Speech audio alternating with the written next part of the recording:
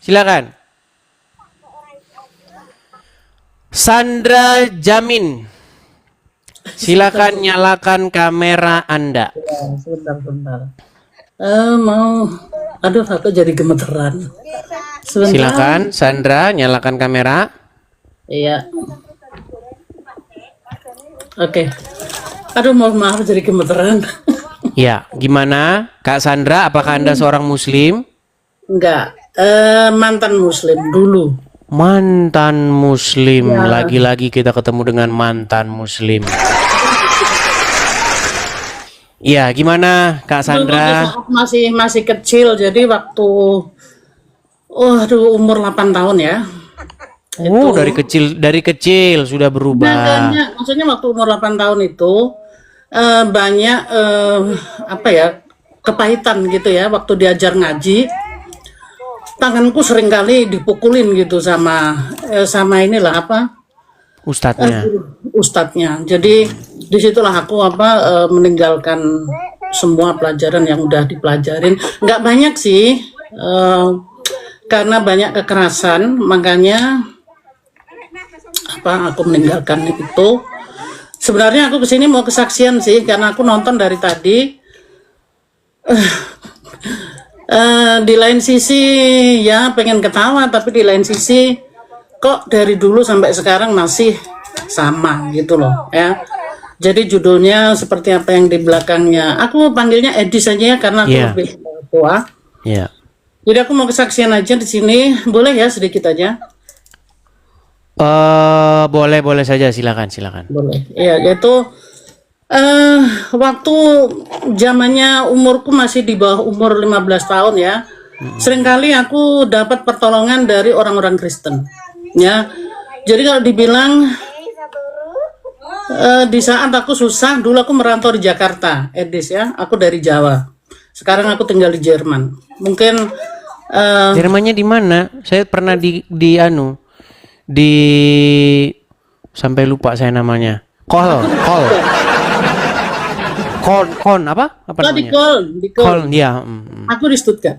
Yang Stuttgart, oke. Yang banyak bikin mobil Mercy, Porsche. Ya. Terus? Aku gini aja, aku nggak mau panjang waktu, aku jadi gemeteran ya, aku masuk di tempatnya Edis. Padahal aku sendiri juga sering live gitu ya. Kesaksianku gini aja lah, karena dari tadi kan panas, terus aku lihat tuh ikut gemeteran juga gitu loh. Kadang-kadang kok masih dari dulu sampai sekarang masih sama gitu ya. Kekerasan itu nggak pernah berubah. Bahkan aku salah satu juga orang yang salah satu korban Kekerasan. ya, kekerasan masa kecilku gitu ya. Sampai untuk melupakan itu aku harus terapi di Jerman ini. Aku 6 tahun terapi di sini supaya aku bisa berpikir yang normal, yang kembali normal, dan itu dari, ya maaf ya, aku nggak mau nyebut dari agama atau gimana, itu oknum ya. Mereka itu keras sekali gitu loh. Apa kita nggak boleh bertanya sebagai perempuan apalagi gitu kan? Nah, dari semenjak umur pokoknya di bawah 15 tahun itu banyak sekali anak-anak Tuhan itu nggak tahu ya, aku bilang berkeliling di Jakarta itu, waktu itu saatnya susah sekali. Itu banyak sekali orang Kristen selalu bilang, kok aku mau nangis. Mereka yang menolong aku lah gitu ya. Terus, ya ampun, aku cerita jadi kebetulan. Mereka langsung panggil aku saudara, dan mereka nggak pandang bulu siapa aku. Dia selalu bilang Tuhan Yesus mengasihimu, dan itu perkataan itu membuat aku tuh pelan-pelan belajar. Katanya orang Kristen itu kan murtad, orang Kristen itu pokoknya negatif kan, gitu ya, kafir dan murtad. Lalu aku di suatu gereja, diam-diam aku ke gereja, karena kalau aku ngomong di umum nanti aku takut gitu dimusuhin orang. Lalu di gereja itu selalu welcome gitu ya, semuanya welcome. Walaupun aku orang Jawa, di situ kebanyakan orang dari Pulau Sumatera, ya. Mereka selalu bilang, adikku, Tuhan Yesus mengasihimu. Dan itu pengalaman itu datang di kepalaku atau di pikiranku seperti apa ya? Waktu aku di gereja itu aku dapat suatu pengurapannya dari pendeta. Dia tiba-tiba datang ke aku berdoa, dia bilang Tuhan Yesus mengasihimu. Aku masih nggak ngerti gitu, tapi suatu hari aku melalui mimpi itu, aku selalu sakit-sakitan waktu itu. Lalu aku cuma berdoa, aku kalau memang ada Tuhan yang namanya Tuhan Yesus, katanya kalau ditumpangin tangan bisa sembuh gitu ya. Terus aku juga belajar baca Alkitab. Aku belajar di situ. Aku suka sesek nafas waktu itu ya, karena aku tinggal di satu tempat kos yang kecil, yang tempatnya dingin, yang kasurnya juga tipis, mungkin dari dari tempatnya itu kali ya. Lalu dengan aku percaya dan aku memang mau percaya gitu ya, walaupun aku belum mengerti banyak, lalu aku berdoa, itu puji Tuhan, nafasku itu bisa kembali normal. Artinya mengalami mukjizat lah gitu ya. Ya, mengalami mukjizat. Karena waktu itu aku mau beli obat pun aku nggak punya uang ya, nggak mampu ya.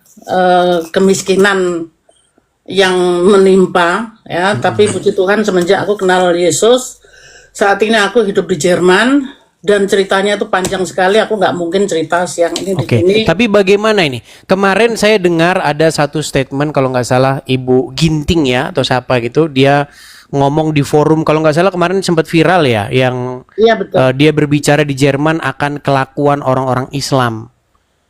Nah, bagaimana dengan kelakuan orang-orang Islam sesungguhnya di Eropa? Karena saya sendiri adalah saksi mata, saya ketika melihat nanti dibilangin ini lagi ya. Tapi memang saya lihat memang banyak ulah begitu. Betul. Jadi gini, entah bikin kotor lah, entah bikin pesing segala macam gitu. Memang masih seperti itu ya keadaan Eropa ya. masih. Jadi gini, mereka itu ini aku mungkin ada yang nonton yang lain ya, mohon maaf gitu. Aku harus cerita jujur. Mereka itu mau dihargai, tapi mereka nggak mau menghargai. Ya. Contohnya kalau di sini nggak boleh, di Jerman itu peraturan kan ketat. Ya. Umpamanya dibilang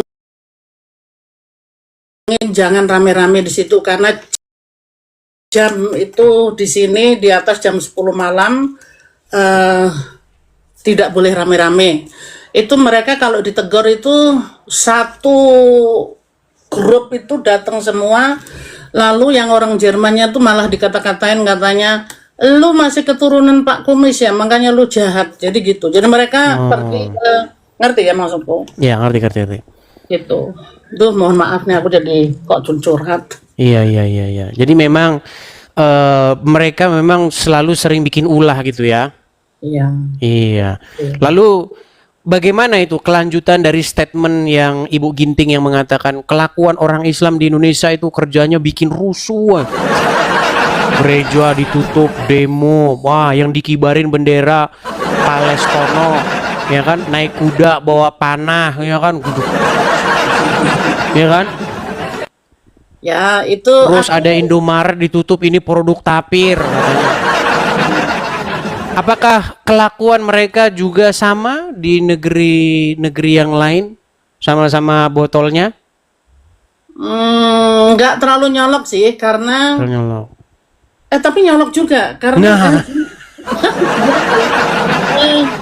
malah ngomongnya. Jadi gini, mereka coba melawan, tapi pemerintah Jerman ini konsekuen karena polisi di sini nggak mau mukul, nggak mau main tangan.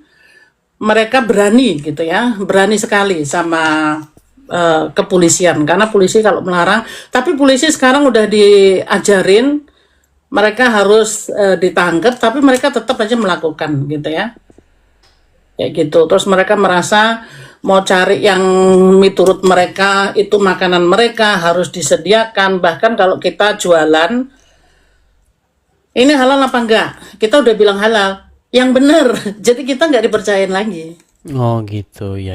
Nah itu salah satunya. Ya. Tapi Tapi intinya sempat suara dari Jerman kemarin ya, pernyataan Ibu Ginting. Bagaimana kabarnya dia di sana? Aman-aman saja? Aman-aman saja ya. Iya. Jadi teman-teman sekalian, kalau ada orang yang mengatakan tentang kelakuan orang Islam yang sering membuat onar, ya bagaimana itu dikatakan tidak benar? Di Indonesia sudah berapa kali tuh, ya kan? Ya. Mereka melakukan hal-hal yang bersifat ya kekerasan seperti itu, nutup-nutupin gereja lah, itu berkali-kali. Bahkan saya diskusi begini saja ya, sekalipun saya menyatakan kebenaran, mereka tetap saja kelakuannya tidak berubah begitu, walaupun yang saya katakan benar. Begitu. Ketika saya mengeluarkan statement-statement yang benar tentang agama Islam, mereka marah-marah dengan saya. Seperti itu, Bu Ya, Sandra. saya sering lihat itu sering lihat. Oke lah. Oke, begitu ya. Kita berikan kesempatan kepada muslim yang lain. Terima kasih. Tuhan berkati. Sama-sama Bu Sandra. Oke, saya turunkan ya. Oke, saya turunkan. Maaf ganggu. Tidak apa-apa, tidak mengapa. Nggak apa-apa, nggak mengganggu kok. Oke. Kita lanjutkan.